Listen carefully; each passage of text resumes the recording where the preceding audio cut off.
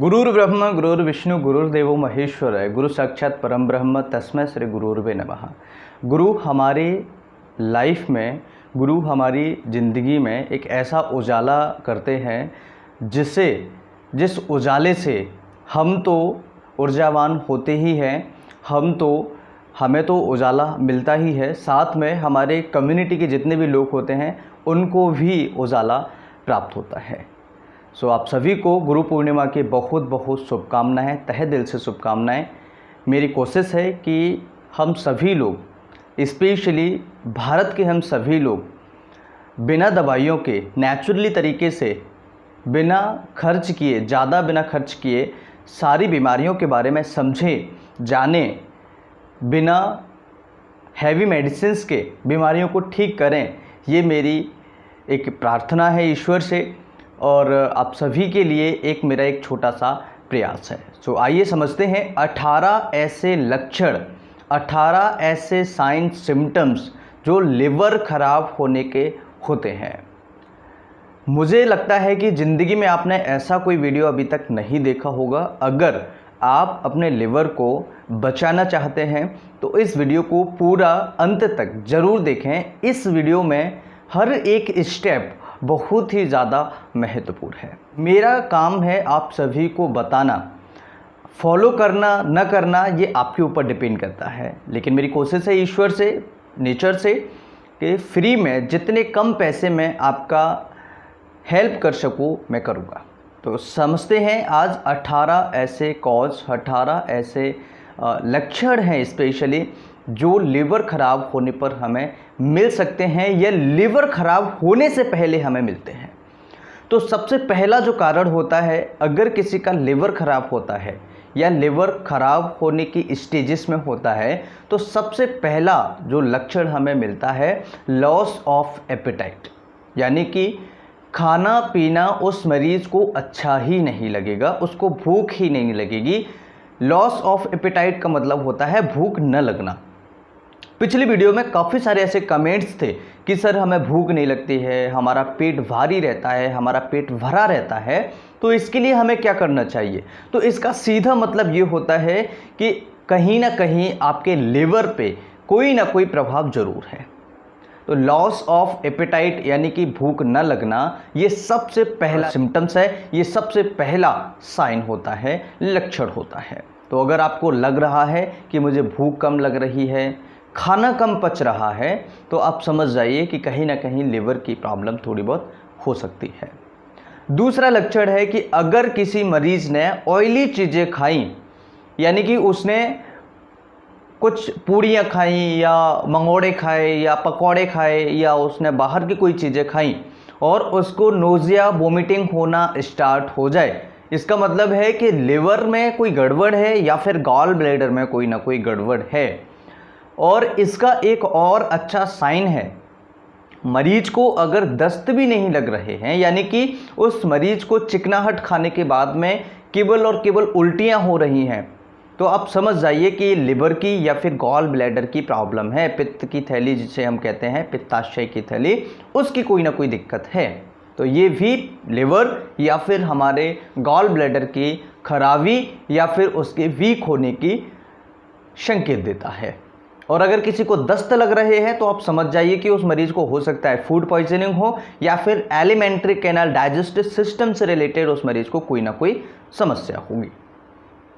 इसके अलावा तीसरा लक्षण होता है कि अगर मरीज को बार बार पीलिया हो रहा है, 6 महीने में, साल में 2 बार, 1 बार, अगर उस मरीज को पीलिया हो रहा है और ये पीलिया बहुत ज़्यादा परेशान करता है मरीज को, तो हो सकता है कि उस मरीज को लिवर की कोई प्रॉब्लम हो।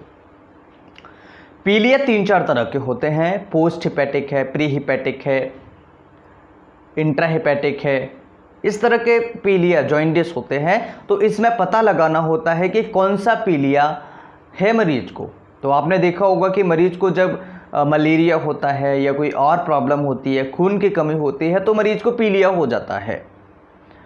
अब इसमें क्या होता है कि जो मलेरिया मरीज को हुआ उसकी वजह से पीलिया हुआ, तो उसमें खून टूटने की वजह से होता है। आरबीसी रप्चर्ड आरबीसीज ब्रिक होने की वजह से होता है। जब आरबीसीज टूटेगी तो इसमें से बिलिरुबिन जो है निकलेगा, प्रोटीन निकलेगा, उसकी वजह से हमारे शरीर के अंदर जो है पीलिया की मात्रा बढ़ जाती है, जॉइंटिस जिसे हम कह देते हैं।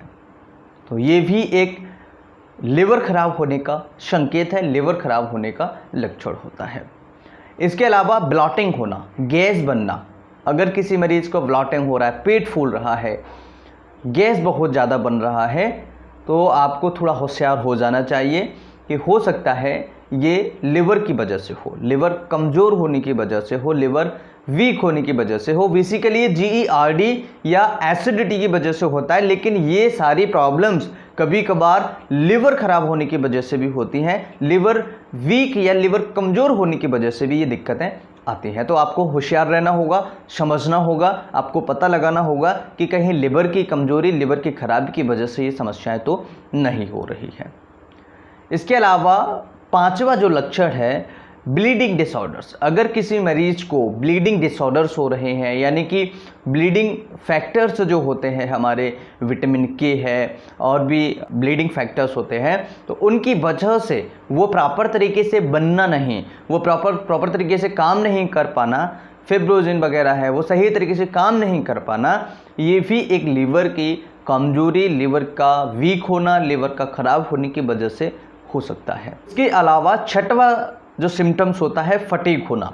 अगर किसी मरीज को फटीग है, फटीग यानी कि थकान रहती है, कमजोरी रहती है, उसको हमेशा ऐसा लगता है, तो हो सकता है उसे लिवर की कोई प्रॉब्लम हो, क्योंकि उसकी वजह से हो सकता है कि हमारे एंजाइम्स जो हैं प्रॉपर तरीके से काम नहीं कर रहे हों। तो आपने देखा होगा लिवर का जो पेशेंट होता है वो हमेशा ज़्यादातर डल रहता है। तो फटीग अगर रहती है कंटिन्यूसली किसी मरीज को, हालांकि फटीग होने के और भी रीजंस है, जैसे कैल्शियम की कमी होना, खून की कमी होना या एनर्जी की कमी होना, इस तरह के जो लॉसेस होते हैं, इस तरह के जो डेफिशिएंसी होते हैं उसकी वजह से भी होती है, लेकिन लिवर की वजह से भी फटीग मरीज को रहता है। इसके अलावा 7वां जो लक्षण है इलेक्ट्रोलिट्स इनबैलेंस होना।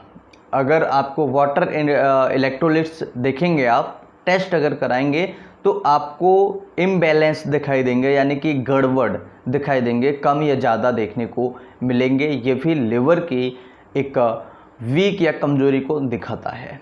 इसके अलावा 8वां जो लक्षण है पेशेंट के, अगर आप टेस्ट कराते हैं TFT वगैरह, LFT वगैरह टेस्ट कराते हैं, तो इसमें आपको SGPT, SGOT, एल्कलाइन फॉस्फेट वगैरह है वो बढ़ा हुआ देखने को मिलेगा, एल्बुमिन वगैरह है और भी जो टेस्ट होते हैं, ये सारी चीज़ें आपको बढ़ी हुई देखने को मिलेंगी। उसकी वजह से आपका लिवर डैमेज होने की कगार पर जा सकता है।